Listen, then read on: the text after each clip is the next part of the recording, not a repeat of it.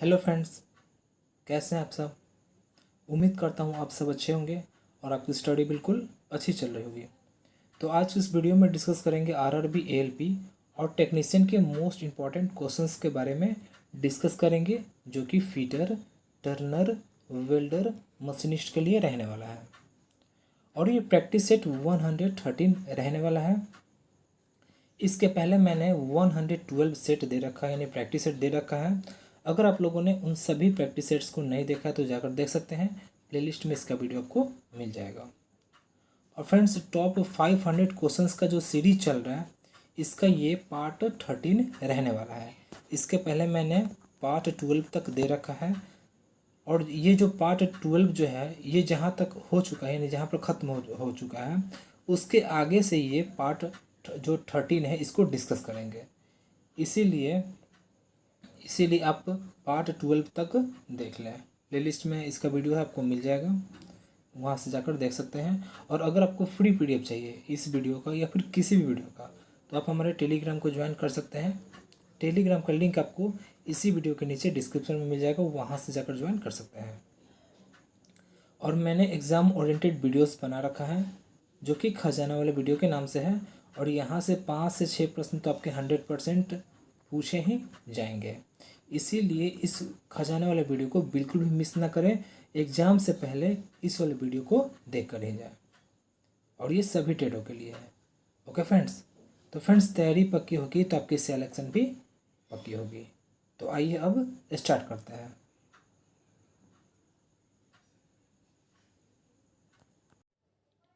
अगला question, question number 301। किसी assembly से डॉवेल पिन को बाहर निकालने के लिए निम्नलिखित में से किस पंच का उपयोग या प्रयोग करते हैं।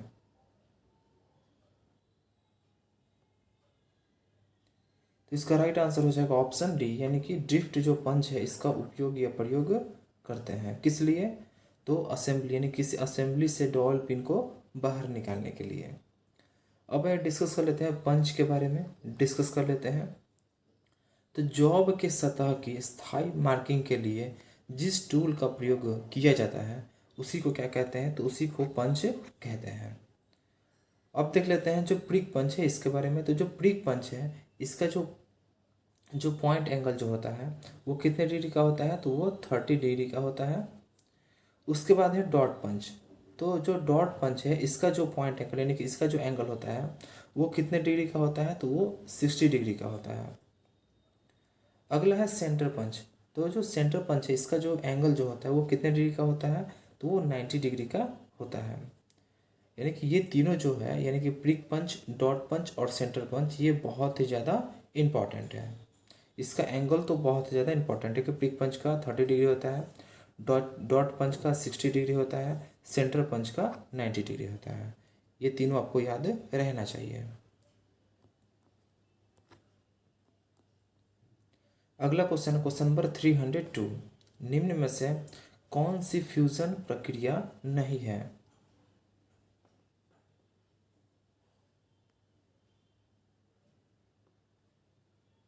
तो इसका राइट आंसर हो जाएगा ऑप्शन डी, यानी कि रेजिस्टेंस जो वेल्डिंग है ये फ्यूजन वेल्डिंग नहीं है।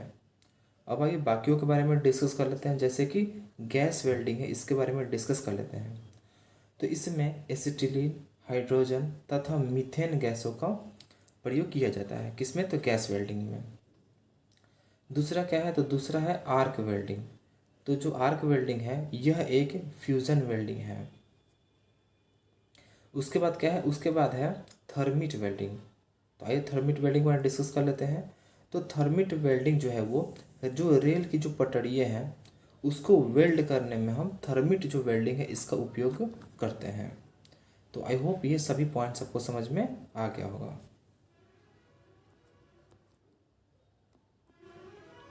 अगला क्वेश्चन है क्वेश्चन नंबर 303। निम्न में से कौन आर्क वेल्डिंग का प्रकार नहीं है?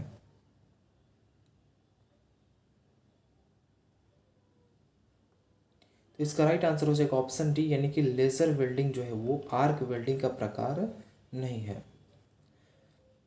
अब डिस्कस कर लेते हैं टीआईजी वेल्डिंग। तो टीआईजी का फुल फॉर्म क्या होता है? तो इसका फुल फॉर्म होता है टंगस्टन इनर्ट गैस वेल्डिंग होता है। अक्सर एग्जाम से पूछा जाता है TIG देकर, और इसका फुल फॉर्म पूछा जाता है। तो इसका क्या हो जाएगा, तो टंगस्टन इनर्ट गैस वेल्डिंग हो जाएगा।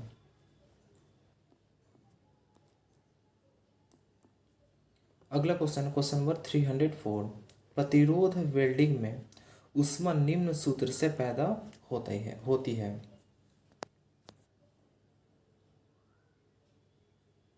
तो इसका राइट आंसर हो जाएगा ऑप्शन ए, यानी कि I² से।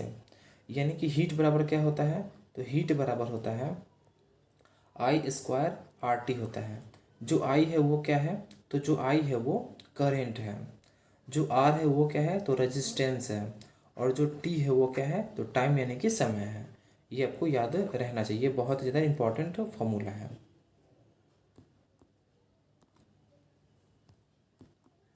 अगला क्वेश्चन है क्वेश्चन नंबर 305, निम्न में से कौन सी प्रक्रिया प्रेशर वेल्डिंग प्रक्रिया, तो इसका राइट आंसर हो जाएगा ऑप्शन ए, यानी कि रेजिस्टेंस वेल्डिंग जो है ये क्या है, तो प्रेशर वेल्डिंग प्रक्रिया है। अब आइए डिस्कस कर लेते हैं जो TIG वेल्डिंग है, इसके बारे में डिस्कस कर लेते हैं। तो TIG वेल्डिंग में जो फिलर जो रॉड होता है उसका प्रयोग किया जाता है।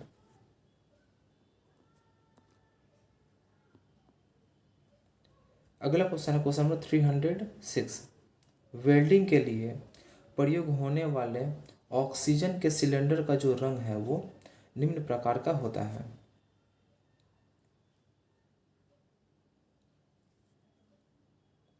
इसका राइट आंसर हो जाएगा ऑप्शन डी, यानी कि ब्लैक होता है। और जो एसिटिलीन जो होता है, एसिटिलीन सिलेंडर, इसका जो सिलेंडर का रंग जो होता है वो मैरून होता है। कैसा होता है, तो मैरून होता है। अगला क्वेश्चन है क्वेश्चन नंबर 307, निम्न को समांगी वेल्डिंग कहते हैं।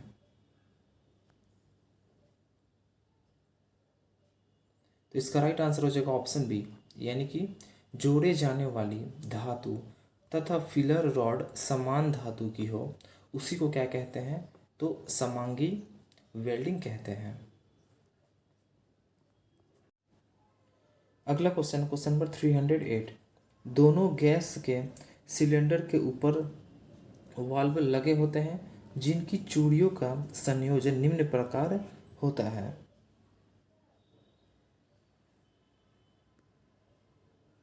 तो इसका राइट आंसर हो जाएगा ऑप्शन ए, यानी कि एसिटिलीन में लेफ्ट तथा ऑक्सीजन में राइट हैंड। अगला question question number 309, acetylene gas के सिलेंडर पर प्रयोग होने वाले हौज पाइप का रंग निम्न प्रकार होना चाहिए।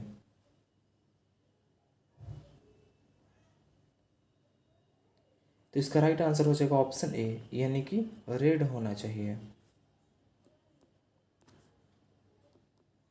अगला क्वेश्चन है क्वेश्चन नंबर 310, गैस वेल्डिंग में बैकफायर या फ्लैश बैक का खतरा रहता है, इसलिए सिलेंडरों की चाबियां कहाँ रखनी चाहिए।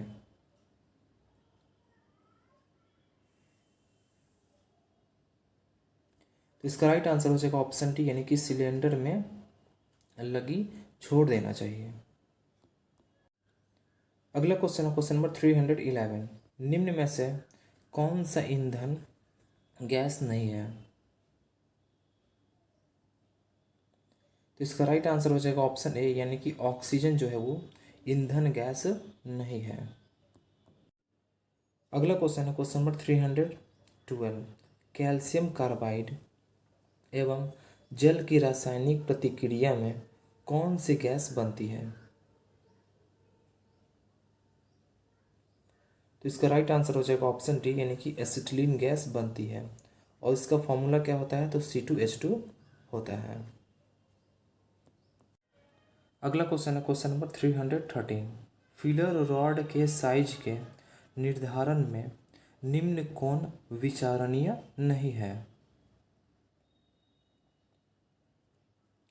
तो इसका राइट आंसर हो जाएगा ऑप्शन ए, यानी कि वेल्ड की जाने वाली धातु भार।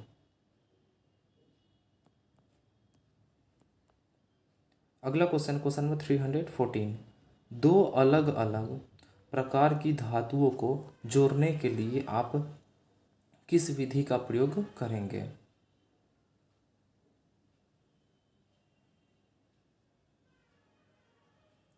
तो इसका राइट आंसर हो जाएगा ऑप्शन ए, यानी कि ब्रेजिंग।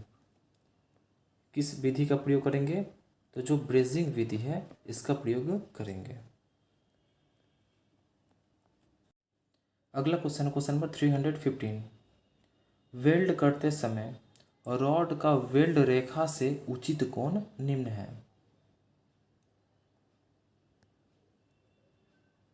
तो इसका राइट आंसर हो जाएगा ऑप्शन सी, यानी कि 60 से 70 डिग्री।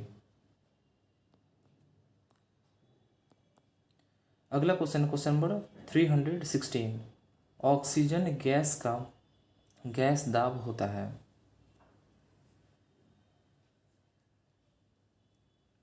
तो इसका राइट आंसर हो जाएगा ऑप्शन सी, यानी कि 120 से 150 kg होता है।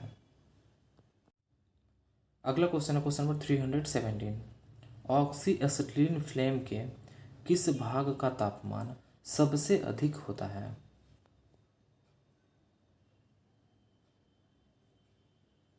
तो इसका राइट आंसर हो जाएगा ऑप्शन ए, यानी कि भीतरी कोश का जो भाग का जो तापमान होता है वो सबसे अधिक होता है। अगला क्वेश्चन नंबर 318। फाइल में धातु के कण फंस जाने को कहते हैं।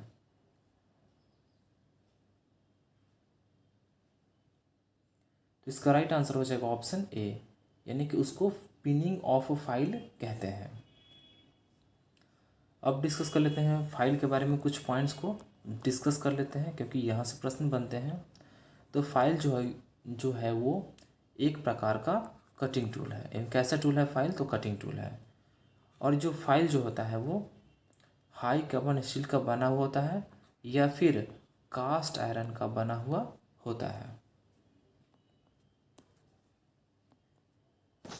अगला क्वेश्चन नंबर 319।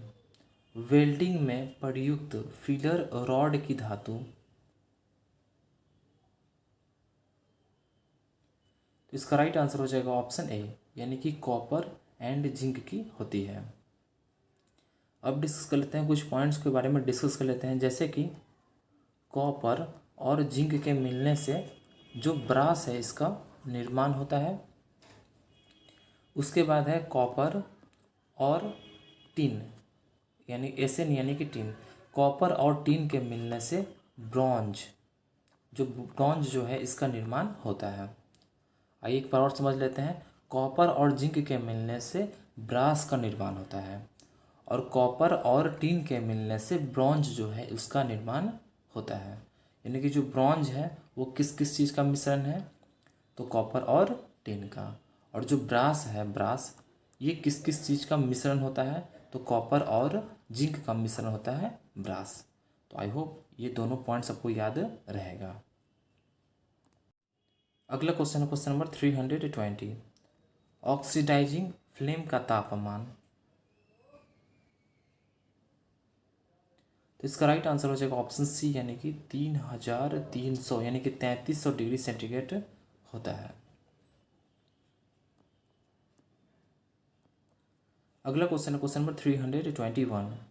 ब्रास धातु के लिए किस फ्लेम का प्रयोग किया जाता है? तो इसका राइट आंसर हो जाएगा ऑप्शन सी, यानी कि ऑक्सीडाइजिंग फ्लेम का प्रयोग किया जाता है।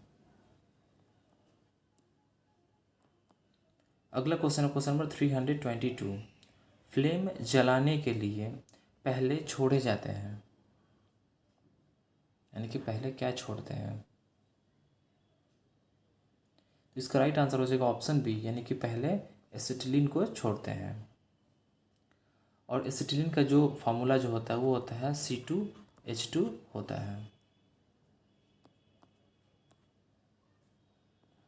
अगला क्वेश्चन नंबर 323। दो प्लेटों के सिरों को एक दूसरे के ऊपर रख कर बनाया जाता है, जिसे कहते हैं?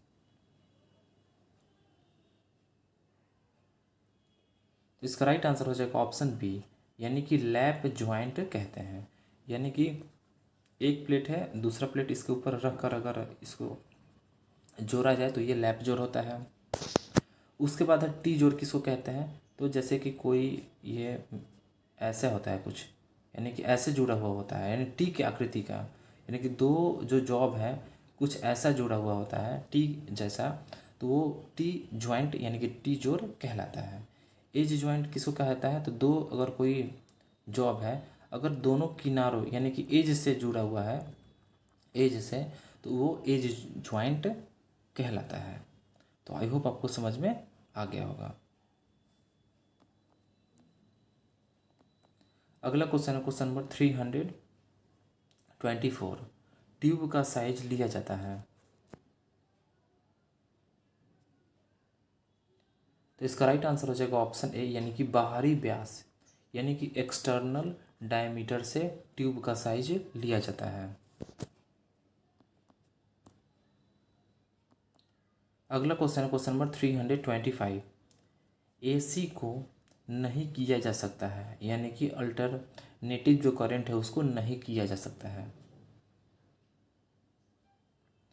तो इसका राइट आंसर हो जाएगा ऑप्शन बी, यानी कि स्टोर नहीं किया जा सकता है। तो फ्रेंड्स आज के लिए इतना ही। वीडियो कैसा लगा? अगर आपको वीडियो अच्छा लगा हो तो वीडियो को लाइक करें, चैनल को सब्सक्राइब करें और बेल आइकन को दबाएं ताकि कोई भी नोटिफिकेशन हो उसका मैसेज आपके पास सबसे पहले पहुंचे। और फ्रेंड्स अगर आपको फ्री पीडीएफ चाहिए, फ्री पीडीएफ, तो आप हमारे टेलीग्राम को ज्वाइन कर सकते हैं। टेलीग्राम का लिंक आपको इसी वीडियो के नीचे डिस्क्रिप्शन मिल जाएगा, वहाँ से जाकर ज्वाइन कर सकते हैं। और फ्रेंड्स अभी तक आप लोगों ने खजाने वाले वीडियो को नहीं देखा है तो जाकर देख लें, क्योंकि फ्रेंड्स 5 से 6 प्रश्न तो 100% आपके यहीं से पूछे ही जाएंगे। और ये तो कम से कम हुआ, यानी इससे ज़्यादा भी प्रश्न पूछा जा सकता है। इसीलिए इस खजाने वाले वीडियो को बिल्कुल भी मिस ना करें। एग्ज़ाम से पहले इस वाले वीडियो को देख कर ही जाएँ, बहुत ही ज़्यादा बेनिफिट मिलने वाला है। Okay friends, thanks for watching.